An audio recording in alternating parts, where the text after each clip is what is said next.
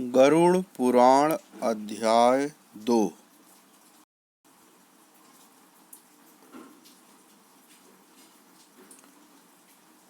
मरणासन व्यक्ति के लिए कल्याणकारी कर्म। सबसे पहले भूमि को गोबर से तोपना चाहिए, फिर जल की रेखा से मंडल बनाकर उस पर तिल और कुछ घास बिछाकर मरणासन व्यक्ति को उस पर सुला देना चाहिए। उसके मुंह में पंचरत्न स्वर्ण आदि डालने से सब पापों को जलाकर मुक्त कर देता है। भूत प्रेत आत्माएं और यम के दूत अपवित्र स्थान और जमीन के ऊपर रखी चारपाई से मृत शरीर में प्रवेश करते हैं। उसके मुंह में गंगा जल डालना चाहिए अथवा तुलसी का पत्ता रखना चाहिए। कोई भी शोक ना मनाता हुआ उसके पास प्रभु का नाम लें। जब तक प्राण है विष्णु का नाम लें। यमराज का अपने दूतों को आदेश है कि मेरे पास उन आत्माओं को लाओ जो हरि का नाम नहीं लेते। ओम हरि को जपने वाले मेरे पास नहीं आते। पापी मनुष्य जो नारायण को नहीं मानते, उनके कितने ही पुण्य कर्म उनके पापों को नहीं मिटा सकते। हे गरुड़, जाने या अनजाने में मनुष्य जो भी पाप करते हैं, उन पापों की शुद्धि के लिए उन्हें प्रायश्चित करना चाहिए। शास्त्रों में 10 विधि स्नान, ध्यान, व्रत, गौदान आदि का लेख किया गया है। यदि मनुष्य उनमें क्षमता के कारण सफल ना हो रहा हो तो कम से कम चौथाई प्रायश्चित अवश्य करना चाहिए। तत्पश्चात 10 महादान, गौभूमि, तिल, स्वर्ण, घी, वस्त्र, गौण, रजत, लवण का दान करना चाहिए। यह पाप की शुद्धि के लिए पवित्रता में एक से एक बढ़कर है। यमदुआर पर पहुँचने के जो मार्ग बताए गए हैं, वह अत्यंत दुर्गंधिक मावाद, रक्त आदि से परिव्याप्त हैं। अतः उस मार्ग में स्थित वैतरणी नदी को पार करने के लिए वैतरणी गौ स्वरांग में काली हो और जिसके थन भी काले हों का दान करना चाहिए। यह सब उत्तम प्रकृति वाले ब्राह्मण को देना चाहिए। पद दान का महत्व।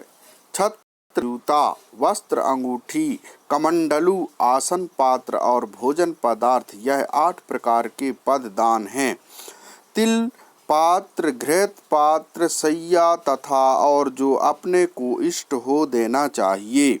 हे पक्षीराज, इस पृथ्वी पर जिसने पाप का प्रायश्चित कर लिया है, सब पाप के दान भी दे चुका हूँ।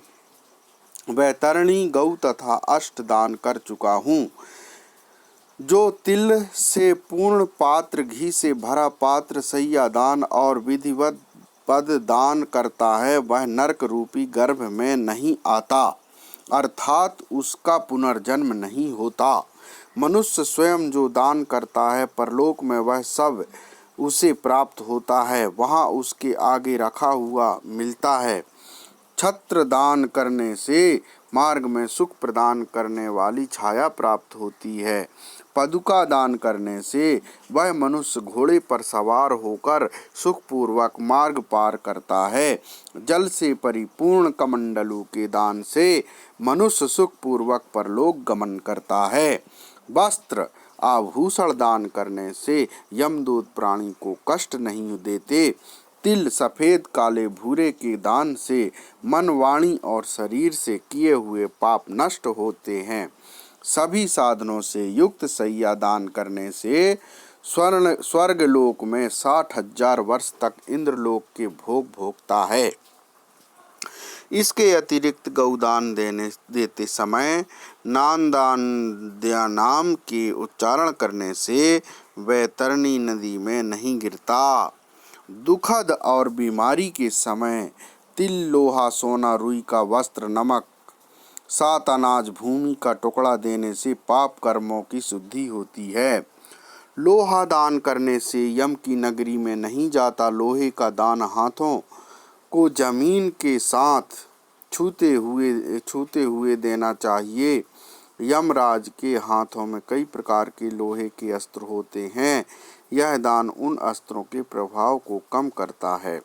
सोने का दान यमराज की सभा में उपस्थित ब्रह्मा और दूसरे ऋषि मुनियों को प्रसन्न करता है, जो कि वरदान की संज्ञा रखता है। रुई के वस्त्र से यमदूत कष्ट नहीं देते। 7 अनाजों के दान से यमदूतों पर तैनात कर्मचारी आनंदित होते हैं। भूमि के टुकड़े पर जिस पर फसल हो देने से इंद्रलोक की प्राप्ति होती है।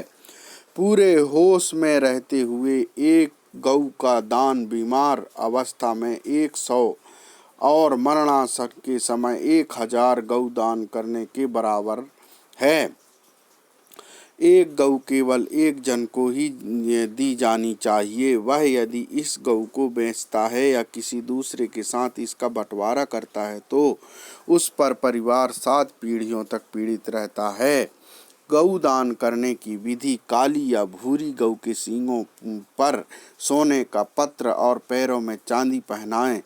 इसका दूध पीतल के बर्तन में निकालें। गौ के ऊपर काले कपड़े का 2 साला डालें।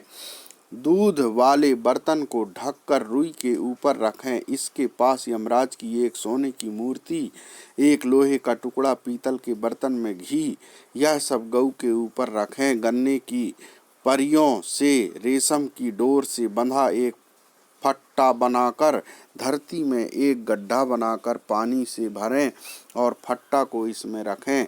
गौ की पूंछ पकड़कर पैर फट्टा पर रखकर ब्रह्मा को दान दक्षिणा नमस्कार करके मंत्र का उच्चारण करते हुए भगवान विष्णु से नम्र प्रार्थना करें कि हे प्रभु, आप सब प्राणियों के दाता, रक्षक और कल्याणकारी हैं। आपके चरणों में यह उपहार भेंट करता हुआ बैतरणी नदी को नमस्कार करता हूँ। हे गौ माता, आप देवी शक्ति के रूप में मेरे पापों का खंडन करें। फिर हाथ जोड़े हुए यमराज को गौ की प्रतिमा में देखते हुए इन सब के गिर्द एक चक्कर लगाकर ब्राह्मणी को दान में दें। गौदान के लिए शुभ समय स्थान: सभी नहाने वाले पवित्र स्थल, ब्राह्मणों के निवास स्थान, सूर्य चंद्र गेहन नए चांद वाले दिन। थोड़ी संपत्ति धन अपने हाथों से दान में दी हुई या प्रभाव सदा ही रहता है। धन संपत्ति पत्नी परिवार सब विनाश होने वाले हैं, इसलिए पुण्य कर्मों को संचित करो। पुण्य दान छोटे बड़े से मेरे को कोई फर्क नहीं पड़ता। लालच के कारण जो पापी लोग बीमारियों में पुण्य दान नहीं करते वह सदा दुखी ही रहते हैं। पुत्र पौत्र भाई बंधु मित्र जो मरणासन व्यक्ति के लिए दान पुण्य नहीं करते उन्हें ब्राह्मण हत्या का पाप लगता है। इन बताए गए सभी प्रकार के दानों में प्राणी की श्रद्धा और अश्रद्धा से आई हुई दान की अधिकता और कमी के कारण उसके फल में श्रेष्ठता और लघुता आती है। भूमि पर बने इस मंडल में ब्रह्मा विष्णु रुद्र लक्ष्मी तथा अग्नि देवता विराजमान हो जाते हैं, अतः मंडल का निर्माण अवश्य करना चाहिए। मंडल विहीन भूमि, इस पर प्राण त्याग करने पर उसे अन्य योनि नहीं प्राप्त होती। उसकी जीवात्मा वायु के साथ भटकती रहती है। तिल मेरे पसीने से उत्पन्न हुए हैं, इसका प्रयोग करने पर असुर दानव दैत्य भाग जाते हैं। एक ही तिल का दाना स्वर्ण के 32 सेर तिल के बराबर है। कुश मेरे शरीर के रोमों से उत्पन्न हुए हैं। कुश के मूल में ब्रह्मा, मध्य में विष्णु तथा अग्रभाग में शिव को जानना चाहिए। इसलिए देवताओं की प्राप्ति के लिए मुख्य रूप से कुश को और पितरों की तृप्ति के लिए तिल का महत्व है। हे पक्षी श्रेष्ठ, विष्णु एकादशी व्रत, गीता, तुलसी, ब्राह्मण और गौ, यह 6 दुर्गम आसार संसार में लोगों को मुक्ति प्रदान करने के साधन हैं। अंतिम सांसों में गंगा भागवत गीता के श्लोक अथवा हरि का नाम अपने से मंगलकारी होता है। मृत्यु काल में मरणासन के दोनों हाथों में कुश रखना चाहिए। इससे प्राणी विष्णु लोक को प्राप्त होता है। लवनारस पितरों को प्रिय होता है अथवा स्वर्ग प्रदान करता है। उसके समीप तुलसी का पेड़, शालिग्राम की शिला सभी पापों को नष्ट करती है भी लाकर रखें। जिस घर में तुलसी स्थल बनाकर तुलसी की पूजा होती है वह एक पवित्र नहाने का स्थान माना जाता है और यम के दूत वहां नहीं आते। इसके बाद यथा विधान सूतकों का पाठ करना चाहिए। ऐसा करने से मृत्यु मुक्तिदायक होती है। शोक न मानते पुत्र को सर मुंडवा कर नए वस्त्र धारण कर अपने प्रियजनों के साथ लाश को नहलाना चाहिए। इसके बाद मरे हुए व्यक्ति के शरीरगत विभिन्न स्थानों में मुख, नाक के छिद्र, छेद्र, कान, लिंग, ब्रह्मांड पर सोने की सलाखें रखें। उसके शव को 2 वस्त्रों से आच्छादित करके कुमकुम और अक्षत से पूजन करना चाहिए। घर की बहुरानी और दूसरों को लाश की गिरद चक्कर लगाकर उसे पूजन चाहिए और मरण स्थान पर चावल की खीर अर्पित करना चाहिए। ऐसा करने से धरती माता और दिव्य शक्तियां प्रसन्न होती हैं। पुष्पों की माला से विभूषित करके उसे पुत्र बंधुओं के साथ द्वार से ले जाया जाए।